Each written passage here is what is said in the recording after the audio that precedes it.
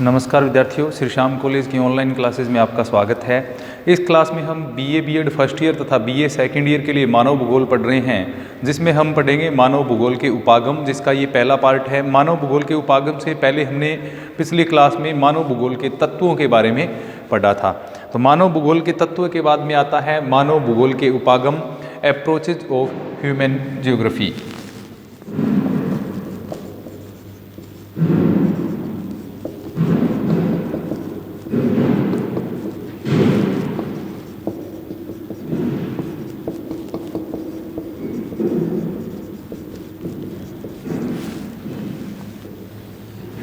Approaches of human geography.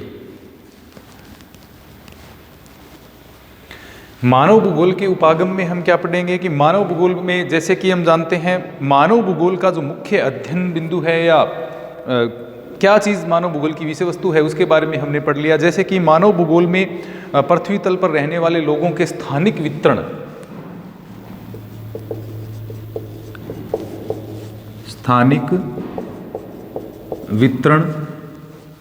उसके साथ साथ में स्थानिक वितरण के साथ साथ में हम क्या पढ़ते हैं मानव भूगोल में, एक तो लोगों का स्थानिक वितरण है, उसके बाद में उसके पर्यावरण के संदर्भ में उसका अध्ययन हम करते हैं। ये कह सकते हैं लोगों के स्थानिक वितरण का उसके पर्यावरण के संदर्भ में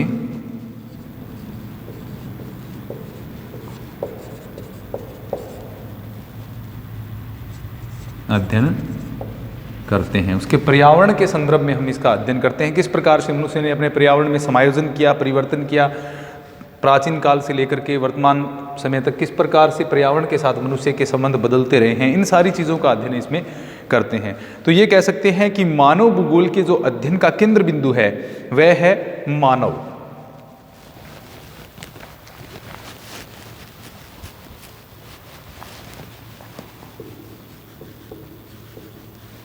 मानव भूगोल के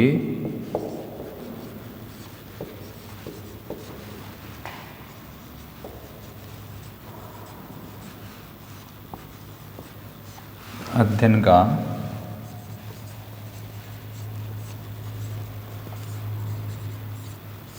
केंद्र बिंदु क्या है?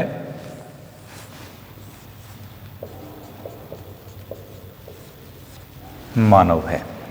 तो मानव भूगोल के प्रमुख केंद्र की बिंदु की बात करें हम, मानव है, या हम ये कह सकते हैं मानव समाज। ये मानव भूगोल का केंद्र बिंदु है। मानव समाज का हम अध्ययन कर रहे हैं, यानी ये कह सकते हैं जैसे कि लोगों के स्थानिक वितरण का अध्ययन हम उसके पर्यावरण के संदर्भ में करते हैं। स्थानिक वितरण में यानी अलग अलग क्षेत्रों में किस प्रकार से मानव समाज है उसका विकास हुआ है, वो सारी चीज़ें हम पढ़ रहे हैं। तो इसमें मानव समाज का हम अध्ययन कर रहे हैं। अब मानव समाज का अध्ययन करेंगे तो मानवीय व्यवहार का अध्ययन करना भी महत्वपूर्ण हो जाता है। मानव भूगोल का केंद्र बिंदु क्या मानवीय समाज हो गया। तो मानवीय समाज को अगर हम समझेंगे तो हमें क्या पढ़ना पड़ेगा? मानवीय व्यवहार का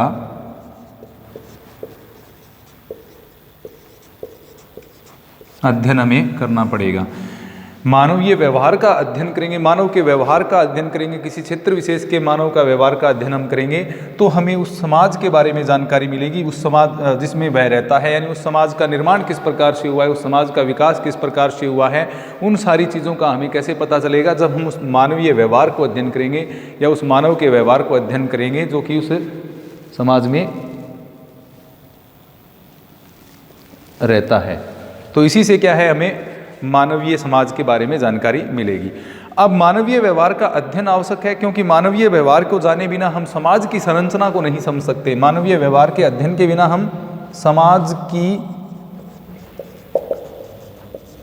संरचना जो है उसको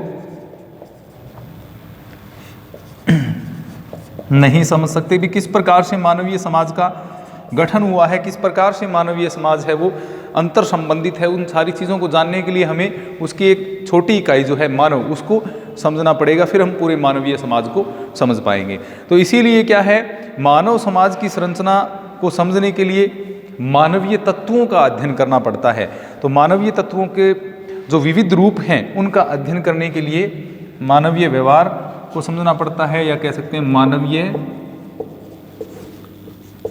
तत्वों को हमें समझना पड़ेगा। तो इसके लिए क्या किया, विभिन्न भूगोलवेताओं ने मानवीय तत्वों के अध्ययन करने के लिए, मानव तत्वों के जो विविध रूप हैं उनका अध्ययन करने के लिए विभिन्न उपागमों का सहारा इनके द्वारा लिया गया, विभिन्न उपागमों का प्रयोग किया गया। बहुत भांति भांति के जो अप्रोचेज हैं, उपागम जो हैं, उनका सहारा लिया गया, जिससे क्या है मानव भूगोल के उपागमों का विकास हुआ। तो कौन कौन से उपागम आते हैं इसमें? सबसे पहले आता है ऐतिहासिक उपागम, या हम कह सकते हैं हिस्टोरिकल अप्रोच।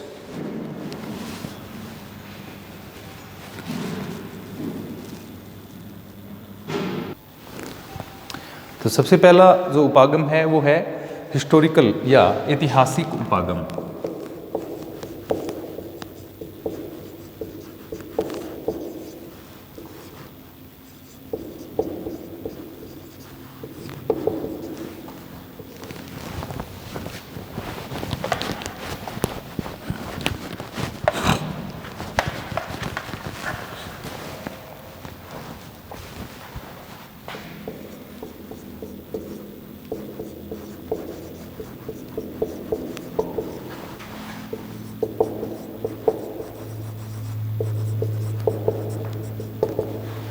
हिस्टोरिकल अप्रोच, ऐतिहासिक उपागम।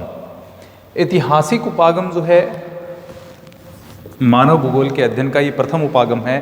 तो यहाँ पर मानव की उत्पत्ति से लेकर के आज तक मानव की उत्पत्ति से लेकर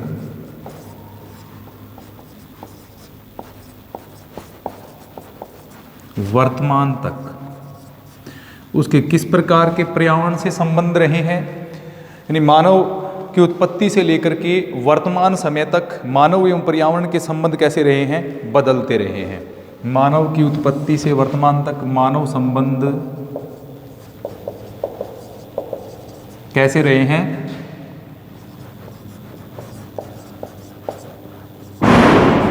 परिवर्तनशील रहे हैं, बदलते रहे हैं। किस प्रकार से रहे हैं वो भी हम देखेंगे। तो मानव की उत्पत्ति से लेकर वर्तमान तक जो मानव के बदलते हुए संबंध रहे हैं, जिसमें समय मानव का विकास भी बदलते हुए स्वरूप में हुआ है, पर्यावरणीय घटक भी बदलते रहे हैं। यानी अकेले ये नहीं है कि मानव में परिवर्तन हुआ है, या अकेले ये नहीं कह सकते कि पर्यावरण में संबंध जो है उसमें परिवर्तन हुआ है। यहाँ पर मानव एवं पर्यावरण दोनों में परिवर्तन हुआ है। मानव ने भी अपना विकास है वो किया है लगातार, और पर्यावरणीय जो घटक हैं उनमें भी परिवर्तन देखने को मिले हैं। तो इससे क्या हुआ है, पर्यावरण घटक भी बदलते रहे हैं, और मानव के भी विकास के जो आयाम हैं वो बदलते रहे हैं, विकास की स्थितियाँ हैं वो बदलती रही हैं। अब इसमें जैसे औद्योगिक क्रांति के बाद में मानव ने धीरे धीरे क्या है तकनीकी विकास किया, तकनीकी विकास होता गया, जिससे क्या हुआ है मानव एवं पर्यावरण के जो संबंध हैं उनमें काफ़ी परिवर्तन है वो देखने को मिला है। मानव भूगोल के ऐतिहासिक उपागम में हम मानव एवं वातावरण के समय के साथ बदलते स्वरूप की व्याख्या करते हैं। तो मानव की उत्पत्ति से लेकर वर्तमान तक मानव संबंध जो है, मानव पर्यावरण संबंध है, ये मानव पर्यावरण संबंध कैसे रहे हैं, परिवर्तनशील रहे हैं। जैसे कि मानव उत्पत्ति के समय क्या है, जंगलों में रहकर के एक प्रकृति के दास की भांति रहता था, जो उसे कुछ मिलता था कंदमूल फल वगैरह खा करके उसको अपना जीवन यापन करता था। उसके बाद में शिकार प्रारंभ किया, शिकार के बाद में मतलब प्रारंभिक जो क्रियाएं हैं जैसे कि आखेट है, संग्रहण है, ये उसके बाद में पशुपालन है, कृषि है, ये धीरे धीरे इसने विकास किया। औद्योगिक क्रांति के बाद में तीव्र गति से मानव पर्यावरण के संबंधों में परिवर्तन देखने को मिला, और वहाँ से कौन सी अर्थव्यवस्था एक प्रकार से प्रारंभ हुई, शोषण की अर्थव्यवस्था प्रारंभ हुई। जैसे कि हमने सांस्कृतिक जो तथ्य थे जीन ब्रूस के अनुसार उसमें जो देखा था, तो उसमें देखा था कि जो अर्थव्यवस्था, जो वर्तमान अर्थव्यवस्था है उसको किस प्रकार की संज्ञा दी गई है, लुटेरी अर्थव्यवस्था की संज्ञा जीन ब्रूस के द्वारा दी गई है।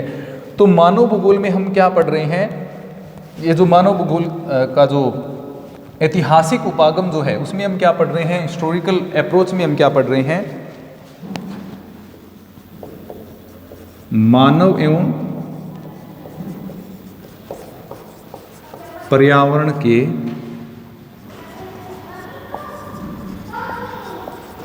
बदलते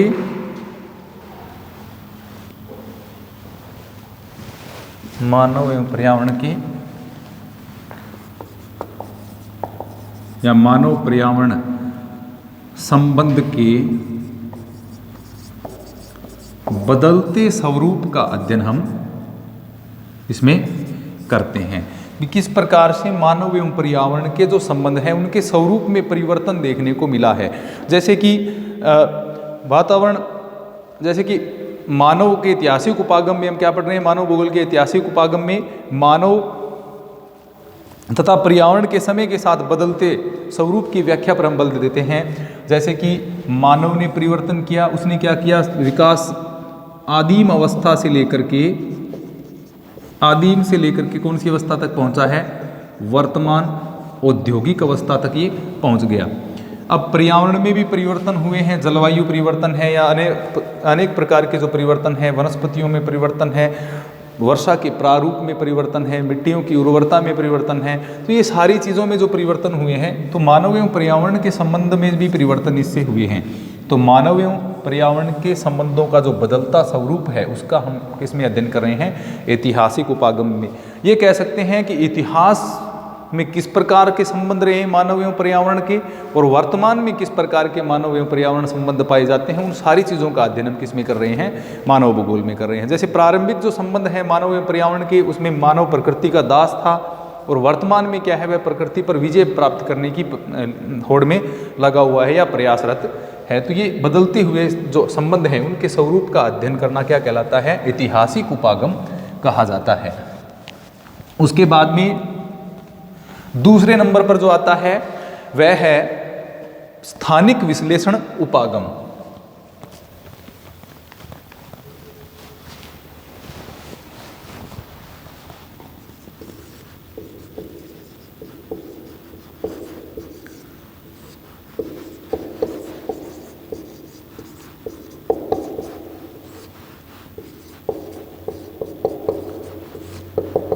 स्थानिक विश्लेषण उपागम। स्थानिक विश्लेषण उपागम यानी सेप्टल एनालिसिस अप्रोच जो है, या स्थानिक विश्लेषण उपागम जो है, इसमें भूतल पर मानव पर्यावरण के स्थान विशेष के रूप में संबंधों का अध्ययन किया जाता है। या हम ये कह सकते हैं कि मानव एवं पर्यावरण के जो संबंध है उनके उन पक्षों का अध्ययन किया जाता है जिसके कारण मानव की जो जीवन शैली है उसमें भिन्नता उत्पन्न होती है।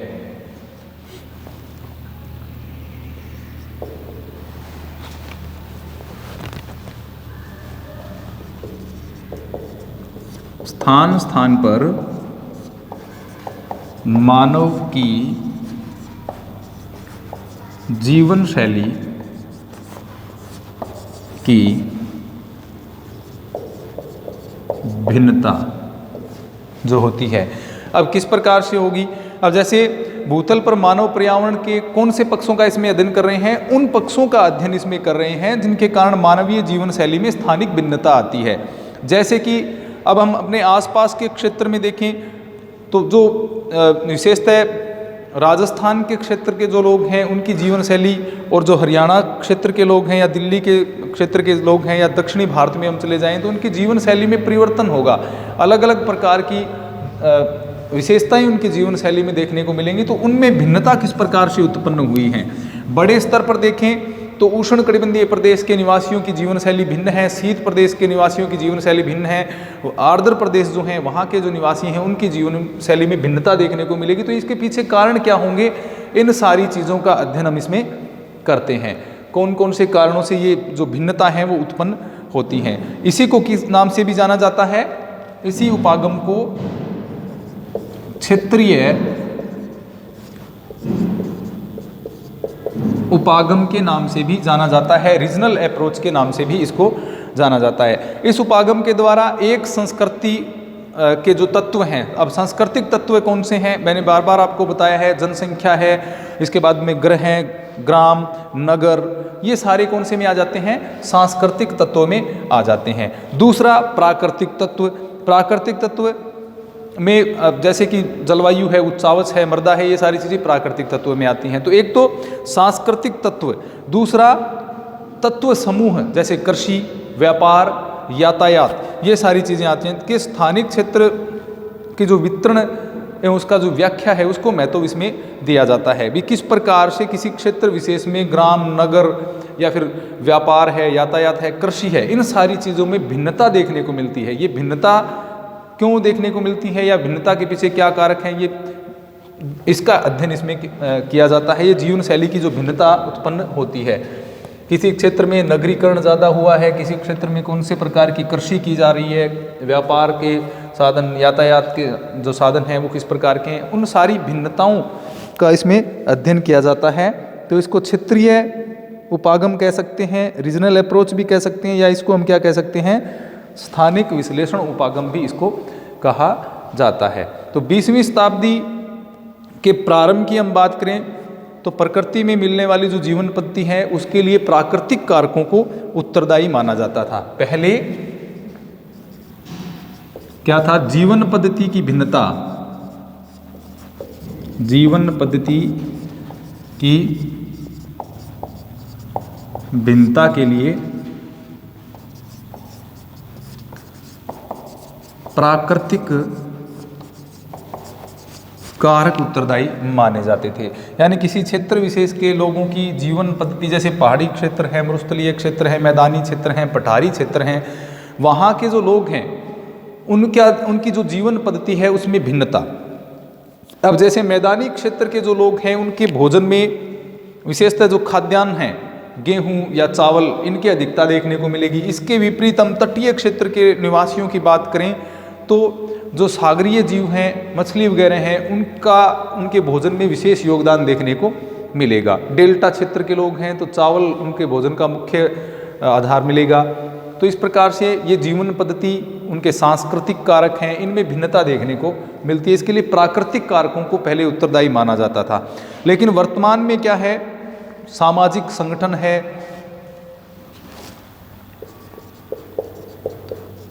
सामाजिक संगठन, इसके अलावा तकनीकी, ये जो विकास के साथ में नए तत्व जुड़े हैं, सामाजिक संगठन, तकनीकी, मानवीय मूल्य और मान्यताएं, मानवीय मूल्य एवं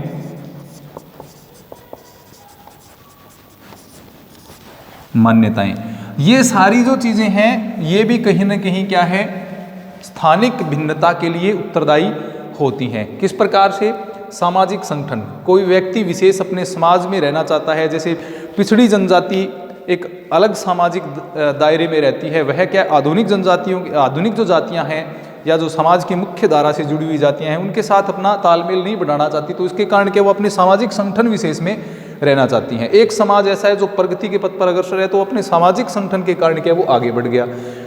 तकनीकी, किसी देश की तकनीकी विकसित है उसके कारण क्या है उनका जीवन स्तर है वो उच्च देखने को मिलता है। दूसरा, जिन क्षेत्रों में तकनीकी की कमी है, शिक्षा की कमी है, व्यापार संचार के साधनों की कमी है, तो वो क्या है अपनी तकनीकी क्षमता की कमी के कारण क्या है पिछड़ गया। मानवीय मूल्य और मान्यताएं, कुछ लोग या समाज विशेष के लोग हैं वो अपने क्षेत्र विशेष में ही रहना पसंद करते हैं, अपने सामाजिक संगठन विशेष में ही रहना पसंद करते हैं, क्योंकि वो अपने पैतृक चीज़ें हैं जिनसे वो जुड़े हुए हैं उनसे दूर नहीं जाना चाहते। तो इस प्रकार से क्या है, ये जो कुछ चीज़ें हैं जो सांस्कृतिक कारक हैं, पहले तो क्या है ये जो प्राकृतिक कारक हैं उनको जीवन पद्धति की भिन्नता के लिए उत्तरदायी माना जाता था। प्राकृतिक कारक कौन कौन से, उच्चावच, जलवायु और मिट्टी, यानी इन्हीं के कारण क्या है जीवन पद्धति में भिन्नता होती है। इसके अलावा अब बात वर्तमान में क्या है, जो सांस्कृतिक कारक जो हैं उनको भी, जैसे प्रविधि है, सामाजिक संगठन है, मानवीय मूल्य हैं, मान्यताएं हैं, इनको भी महत्वपूर्ण माना जाने लगा है कि ये भी जो समाज जीवन की पद्धति की जो भिन्नता है उसके लिए ये भी उत्तरदायी होते हैं। या जो क्षेत्र विशेष में एक विशिष्ट जीवन पद्धति जो विकसित होती है उसके लिए सामाजिक एवं प्राकृतिक दोनों प्रकार के कारकों को उत्तरदायी वर्तमान में माना जाने लगा है। तो स्थानिक विश्लेषण उपागम जो है उसमें दोनों प्रकार से अध्ययन किया जाता है। इसमें अध्ययन की, जैसे भूगोल के अध्ययन की दो विधियां हैं, एक तो है क्रमबद्ध विधि और दूसरी है प्रादेशिक विधि। प्रदेशों के आधार पर अध्ययन करना, तत्वों के आधार पर क्रमबद्ध अध्ययन करना सिस्टेमेटिक, और ये है रीजनल। तो ये अलग अलग विधियां हैं, एक तो सिस्टेमेटिक मेथड है, दूसरा है रीजनल मेथड। इसके आधार पर भूगोल का अध्ययन है वो किया जाता है। तो ये स्थानिक विश्लेषण उपागम है, इसमें हम दोनों चीज़ों में अध्ययन कर सकते हैं, स्थान विशेष में, या स्थानिक विश्लेषण और क्रमबद्ध दोनों प्रकार की विधियों से वितरण को विश्लेषित किया जा सकता है, अध्ययन किया जाता है। अब जैसे कि पृथ्वी तल पर एक क्षेत्र से दूसरे क्षेत्र में भिन्नता होना क्या है, स्वाभाविक सी बात है।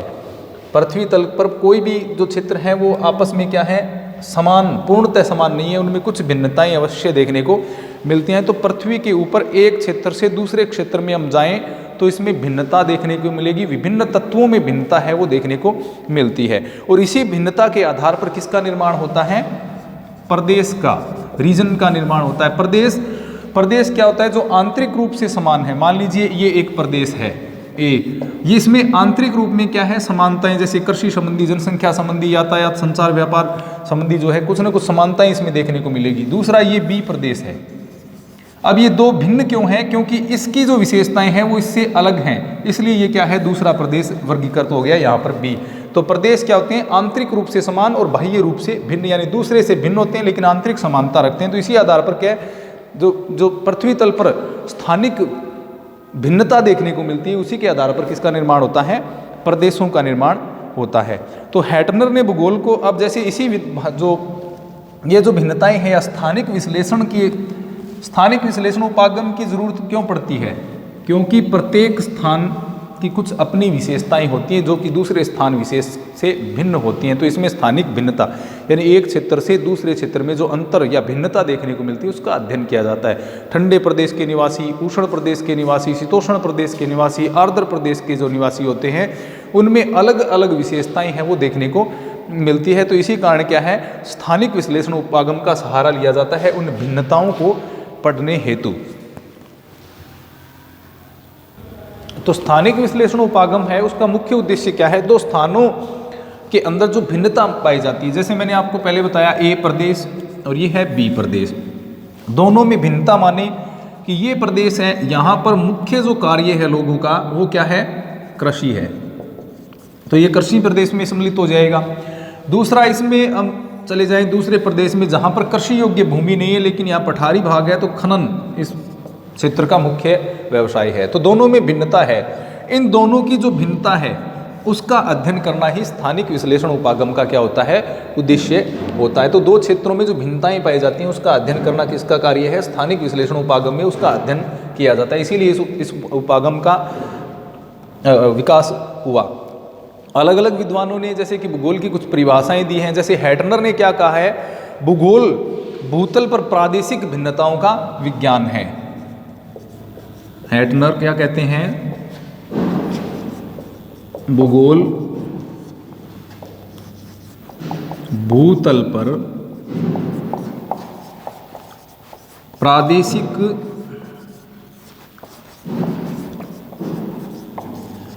भिन्नताओं का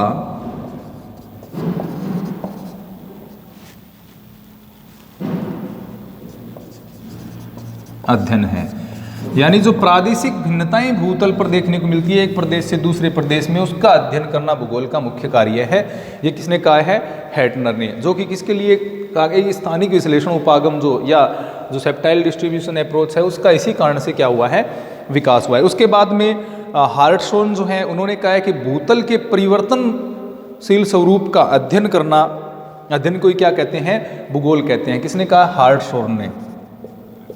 हार्टशॉर्न ने कहा है कि भूतल पर जो परिवर्तनशील स्वरूप है या भूतल का परिवर्तनशील जो स्वरूप है उसका अध्ययन करना ही भूगोल कहलाता है, या भूगोल उसी को कहा जाता है जिसमें भूतल के परिवर्तनशील स्वरूप जो है उसका अध्ययन किया जाता है। इसके अलावा वाइडल डीला ब्लास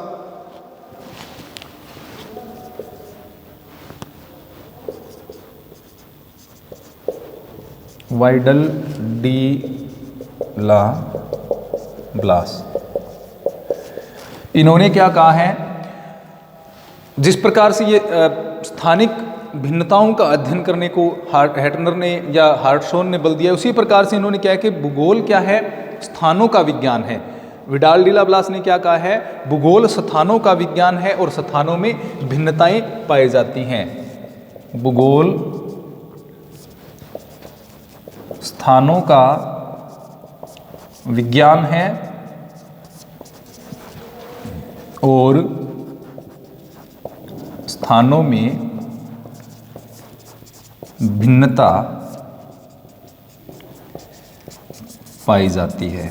तो ये बात किसने कही है, वाइडल डिला ब्लास ने। तो हैटनर ने भूगोल को भूतल पर प्रादेशिक भिन्नताओं का अध्ययन कहा है, वहीं हार्टशॉन ने कहा है कि भूतल की जो परिवर्तनशील स्वरूप है उसका अध्ययन करना ही क्या है, भूगोल है। और वाइडल डिला ब्लास ने क्या कहा है, भूगोल स्थानों का विज्ञान है और स्थानों में भिन्नताएं देखने को मिलती हैं और स्थानों की जो भिन्नताएं हैं उसका अध्ययन किसमें किया जाता है, स्थानिक विश्लेषण उपागम उसका अध्ययन करता है, सेप्टाइल डिस्ट्रीब्यूशन अप्रोच उसका अध्ययन करती हैं। तो ये हमने दो जो इसके उपागम है उनके बारे में पढ़ा, बाकी जो उपागम है वो हम अगली क्लास में पढ़ेंगे। धन्यवाद।